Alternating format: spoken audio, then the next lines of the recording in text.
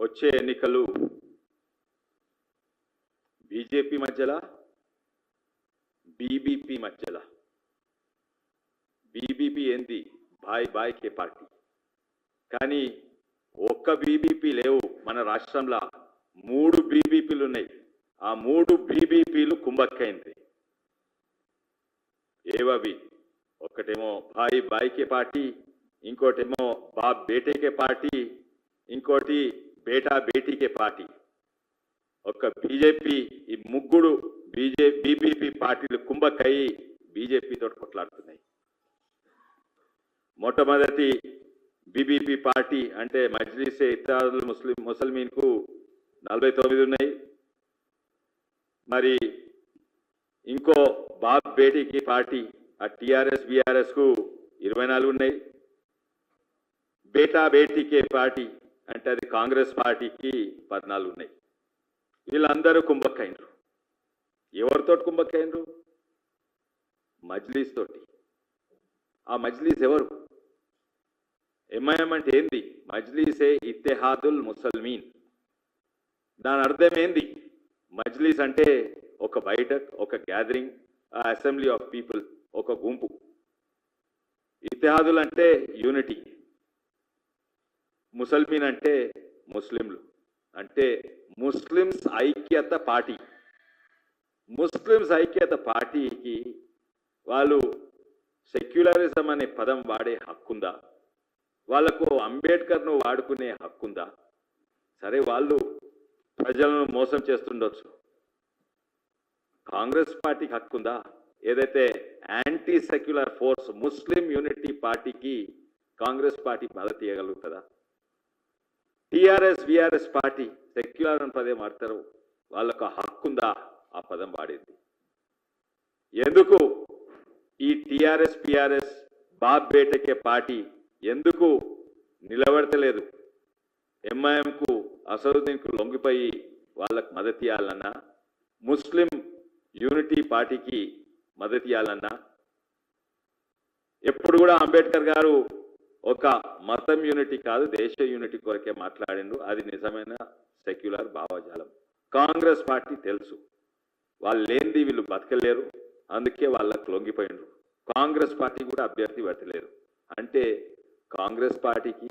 ఇంకా TRS BRS పార్టీకి 2 BBP పార్టీలకు హక్కు లేదు ఏంటంటే ఇది హైదరాబాద్ ప్రజలకు ప్రతినిధిగా ఉండే హక్కు లేదు రేపు వాళ్ళు ఎలక్షన్స్ కూడా కొట్లాడొద్దు మీరు ఎలక్షన్స్ కొట్లాడేది ఎందుకు వాళ్ళకు మద్దతు ఇచ్చి ఇంకేదో పొలిటికల్ ఫేవర్ తీసుకోవాలని నిన్న బ్యారిస్టర్ సాబ్ బాగా చదువుకున్నాడు ఎట్లెట్లనో మాట్లాడిండు ఉర్దూ అనేది ఓ ఉర్దూ జబాన్ तमीज और फसी की जबान है लेकिन क्या बात करें आप प्राइम मिनिस्टर के मोदी के ऊपर आपको भी वही बीमारी लग गया वो केसीआर की जबान वो पूरा तेलंगाना परसों कांग्रेस वालों को ही वही बीमारी लग गया केसीआर की जबान ఈ భాష ఉర్దూ అంటే ఒక మంచి రెస్పెక్టబుల్ లాంగ్వేజ్ మోడీ గారి గురించి ఏం మాట్లాడిండ్రు ఎవరు ఎంఐఎం కేసీఆర్ భాష ఎంఐఎంకు కేసీఆర్ రోగం ఎంఐఎం కూడా అంటుకున్నది కాంగ్రెస్ వాళ్ళకు కూడా మన కాంగ్రెస్ నాయకులు ఏం మాట్లాడుతున్నారు కిషన్ రెడ్డి గారి గురించి ఆలోచించి మాట్లాడాలినా ఆ రోగము ఏమి ఇలాజ్ ఉందో చూసుకో ఆ భాష మాట్లాడకు మీకు మీ సమాజానికి కింద పడిపోయింది ఉర్దూ భాషను నాశనం చేసినాం అట్లా మాట్లాడి తమీజ్ సే బాత్ కరో ఇంకోటి ఏంటంటే మోసపెడుతుండు వాళ్ళకి ఏమి హక్కు ఉంది సెక్యులర్ ఇడిచిపెట్టండి అంబేద్కర్ గురించి వాళ్ళు మాట్లాడతారు అంబేద్కర్కు సిఏఏ అవసరం ఉండే కావాలి దేశానికి ఎందుకంటే పాకిస్తాన్ విభజన అయినప్పుడు ఎంతోమంది దళితులు అక్కడ ఉండే అంబేద్కర్కు సిఏఏ తప్పక కావాలి ఎందుకంటే ఎంతోమంది దళితులు ఇక్కడికి వస్తే వాళ్ళకు సిటిజన్షిప్ వస్తుంది सीए अमेंडमेंट अंबेडकर सीए कावाలని ఉండే क्यों गुमराह कर रहे अंबेडकर सीए के खिलाफ नहीं थे अंबेडकर को सीए चाहना था, क्योंकि पाकिस्तान में बहुत सारे हिंदू दलित थे। क्यों गुमराह कर रहे? यूसीसी मोदी का है, नहीं अंबेडकर का है। यूनिफॉर्म सिविल कोड क्यों गुमराह कर रहे मुसलमान को कि आर्टिकल 370 के खिलाफ है? अंबेडकर नहीं, अंबेडकर कभी नहीं चाह रहा था कि एक ही देश को दो कॉन्स्टिट्यूशन, दो संविधान होना। क्यों गुमराह कर रहे? आप बैरिस्टर है, क्यों गुमराह कर रहे? और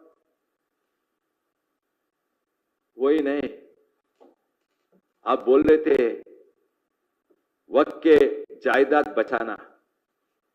सब मुसलमान को मालूम आप सही बोल रहे, पर सवाल यह है किससे बचाना? क्या हुआ? लाखों एकड़ है, उसे आमदनी कितना आ रहा?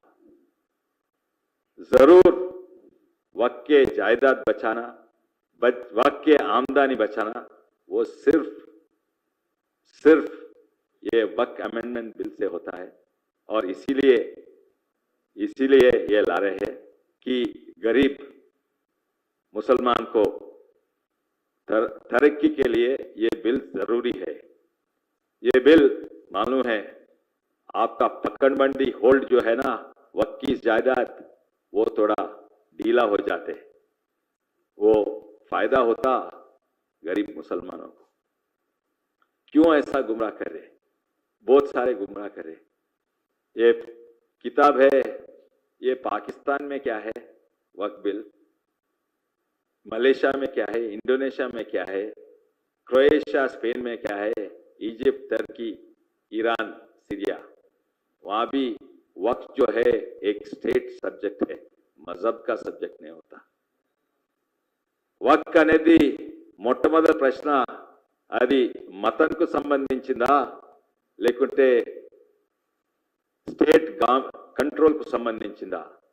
Clearly in everything every country work is not a religious subject, it is a state subject. మీరు మతానికి ఒక చట్టం ఉండాలని అంబేద్కర్ దానికి వ్యతిరేకంగా ఉండే. మీకు ఏమి హక్కున్నది? అంబేద్కర్ ఎవరైతే యూసీసీకి, సిఏఏకి, ఆర్టికల్ 370 రద్దు వీటన్నిటికీ అనుకూలంగా ఉన్నారో మీరు దానికి వ్యతిరేకంగా ఉన్నారు. కాంగ్రెస్ పార్టీ వ్యతిరేకంగా ఉన్నది, ఇంకా ఎంఐఎం వ్యతిరేకంగా ఉంది. ప్రజలను గోల్మాల్ చేసేందుకు అన్ని తప్పు మాటలు. చదువుకోక కాదు, చదువుకున్నదినా బ్యారిస్టర్ చదువుకుంటారు. ఎవరన్నా చూడండి, ఇది చదువుకున్న వాళ్ళు మోసం పోతే సరే, కానీ చదువుకున్న వాళ్ళు మోసం పోతే ఇది మంచిది కాదు.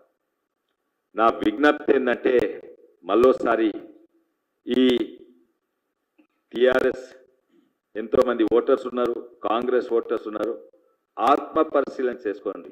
రేపు ఓటేయాలి.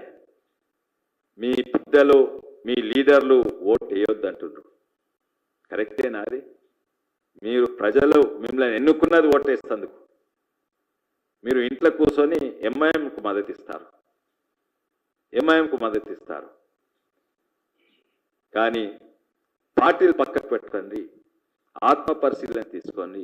మీరు నిజంగానే సెక్యులర్ భావజాలం ఉంటే, నిజంగానే దేశభక్తి ఉంటే, నిజంగానే భారతీయులందరూ ఒకటే అని అనుకుంటే, హిందువులు, ముస్లిం, క్రిస్టియన్స్ అని అనుకుంటే, మీరు ఆత్మ పరిశీలన చేసుకొని ఓటేస్తే నాకు 200% నమ్మకం ఉంది. 200% నమ్మకం ఉంది ఏంటంటే, మా అభ్యర్థి గౌతమ్ రావు గారు తప్పనిసరిగా గెలుస్తారు. అదే భయంతోటేమో కేసీ రావు యొక్క కొడుకు వాళ్ళ 24 మంది ఓటర్స్కు చెప్పిండు మీరు పోయి ఓటు వేయొద్దని. అదే భయంతో, ఎందుకంటే వాళ్ళు పోయి ఓటేస్తే వాళ్ళకు కూడా ఆత్మపరిశీలన చేసుకొని ఇక్కడ వేసేటట్టున్నాను భయంతో కేసీ రావు కొడుకు వాళ్ళకు అది విప్పించిండా, లేకుంటే బాయ్కాట్ చేస్తా అని చెప్పిండా, లేకుంటే బెదిరించిండా, పైసలు ఇచ్చిండా తెలియదు, కానీ మీరు అక్కడ పోయి ఓటు వేయొద్దని చెప్పిండు. కాంగ్రెస్ పార్టీ అదే గది. మళ్ళోసారి అంటున్నా, ఈ యుద్ధము పార్టీలు పక్కకు పెడితే ఓ సిద్ధాంతం పరంగా యుద్ధము, ఇది సెక్యులర్ ఫోర్సెస్, ఇది ముస్లిం యూనిటీ పార్టీకి మధ్యలో ఉన్నదని మరోసారి అందరికీ ధన్యవాదాలు. భారత్ మాతా కీ జై.